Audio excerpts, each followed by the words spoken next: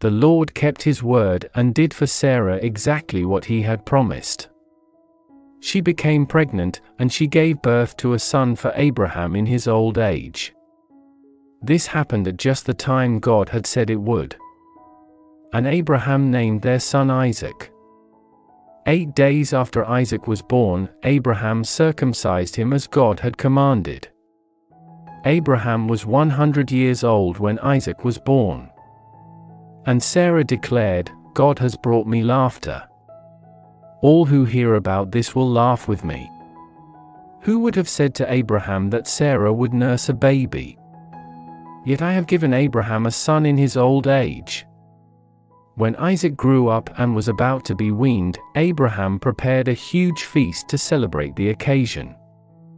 But Sarah saw Ishmael, the son of Abraham, and her Egyptian servant Hagar, making fun of her son, Isaac. So she turned to Abraham and demanded, "Get rid of that slave woman and her son. He is not going to share the inheritance with my son, Isaac. I won't have it." This upset Abraham very much, because Ishmael was his son.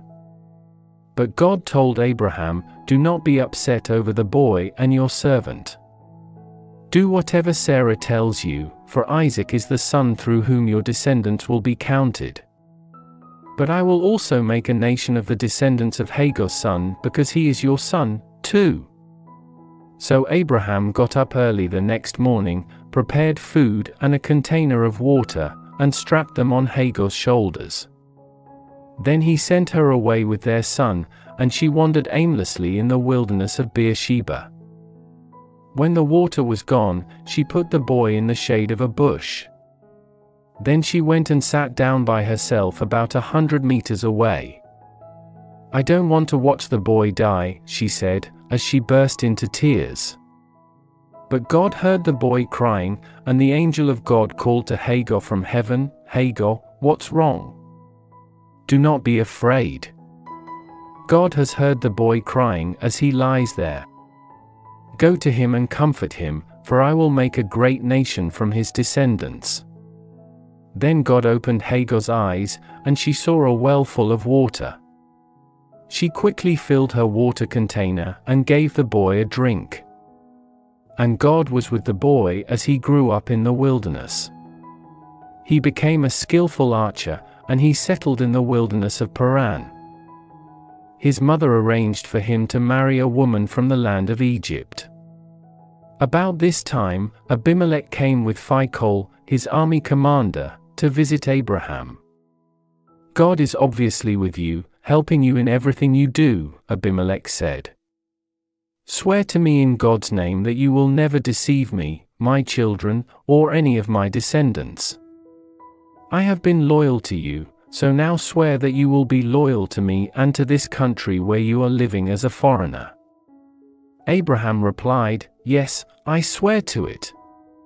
Then Abraham complained to Abimelech about a well that Abimelech's servants had taken by force from Abraham's servants. "This is the first I've heard of it," Abimelech answered. "I have no idea who is responsible. You have never complained about this before." Abraham then gave some of his sheep, goats, and cattle to Abimelech, and they made a treaty. But Abraham also took 7 additional female lambs and set them off by themselves. Abimelech asked, "Why have you set these 7 apart from the others?" Abraham replied, "Please accept these 7 lambs to show your agreement that I dug this well." Then he named the place Beersheba, which means well of the oath, because that was where they had sworn the oath. After making their covenant at Beersheba, Abimelech left with Phicol, the commander of his army, and they returned home to the land of the Philistines.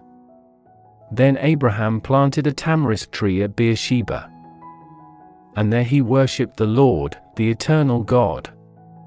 And Abraham lived as a foreigner in Philistine country for a long time.